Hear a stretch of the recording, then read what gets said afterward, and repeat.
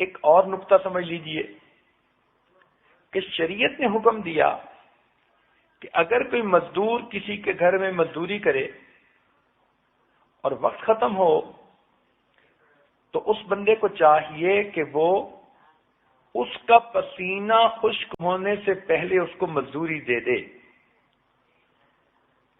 اب جب شریعت ہم کمزوروں کو یہ حکم دیتی ہے کہ ہم مزدور کا پسینہ خشک ہونے سے پہلے اس کو مزدوری دے دیں، تو کیا خیال ہے کہ جس بندے نے اللہ رب العزت کے لیے سارا دن مزدوری کی،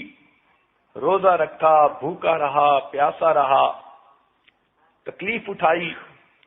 اب جب اس کی افطاری کا وقت ہوگا تو کیا اللہ تعالیٰ اس کو فوراً مزدوری نہیں عطا فرمائیں گے؟ فرق اتنا ہے کہ جس مزدور کو ہم گھر میں لاتے ہیں کام کرنے کے لیے، ہم اس کے ساتھ مزدوری طے کر لیتے ہیں کہ بھئی اتنا تمہیں دیں گے، تم ہمارا یہ کام کر دو، تو کام کرنے کے بعد ہم اس کو پیمنٹ کر دیتے ہیں۔ لیکن جو بڑے ہوتے ہیں وہ طے نہیں کرتے، وہ کہتے ہیں جتنا کہو گے دے دیں گے۔ اسی لیے اللہ رب العزت نے بھی یہی معاملہ فرمایا کہ اے میرے پیارے محبوب کی امت کے روزے دارو، تم میرے لیے روزہ رکھو اور جب افطاری کا وقت ہوگا تو میں تمہیں منہ مانگا انعام دوں گا، جو تم مانگو گے میں پروردگار تمہارے مانگنے کے مطابق تمہیں عطا کروں گا۔ مانگنا تمہارا کام ہے اور تمہارے دامن کو بھر دینا یہ میرا کام ہے۔ اس لیے فرمایا کہ روزہ دار کی دعائیں قبول ہوتی ہیں۔ حدیث پاک میں یہ فرمایا، اس کا کیا مطلب کہ اللہ تعالی روزے دار کو افطاری کے وقت میں منہ مانگا انعام عطا فرماتے ہیں۔ اچھا، اگر کوئی بندہ اس وقت انعام مانگے ہی نہ تو اس کو کیا ملے گا؟ اور ہماری عورتوں کا، بہت ساریوں کا یہی حال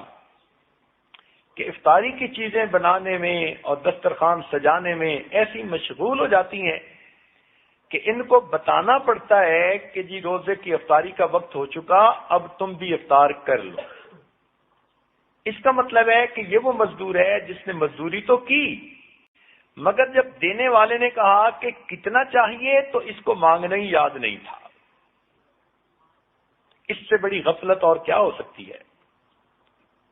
عورتوں کو چاہیے کہ اپنے خامدوں کو یہ بات سمجھائیں کہ افطاری کی ہر چیز آدھا گھنٹہ وقت سے پہلے تیار ہو کر دسترخوان پہ پہنچ جائے گی، اور آخری آدھا گھنٹہ بجائے اس کے کہ ہم کچن میں چولہے پہ کھڑی ہوں اور کبھی ایک چیز تلی جا رہی ہے، کبھی دوسری چیز پک رہی ہے، اس میں لگنے کی بجائے یہ آدھا گھنٹہ، یہ 20 منٹ، یہ 15 منٹ مصلی پر بیٹھ کر اللہ رب العزت سے دعائیں مانگیں۔ عورتیں اپنے گھر کے سب بچوں کو اپنے پاس بٹھا لیا کریں اور معصوم بچوں کو کہیں کہ وہ بھی ہاتھ اٹھائیں اور دعا مانگیں۔ اگر بڑوں نے گناہ کیے تو چھوٹے تو معصوم ہیں، کیا پتہ ان کے معصوم ہاتھوں کے اٹھنے پر ہی اللہ کو رحم آ جائے اور اللہ تعالیٰ آپ کی دعاؤں کو قبول فرما لے۔ تو اس لیے عورتوں کو چاہیے کہ افطاری کے اس وقت کی قدر کریں، اور اگر کسی گھر میں ایک ہی عورت ہے اور اس کے لیے کھانا پکانا بنانا بھی ضروری ہے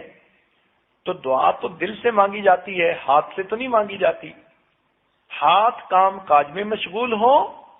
اور اس حالت میں بھی آپ اپنے دل ہی دل میں اللہ سے دعا مانگ رہی ہوں تو گویا آپ بھی اپنے رب سے اس وقت میں منہ مانگا انعام حاصل کر سکتی ہیں۔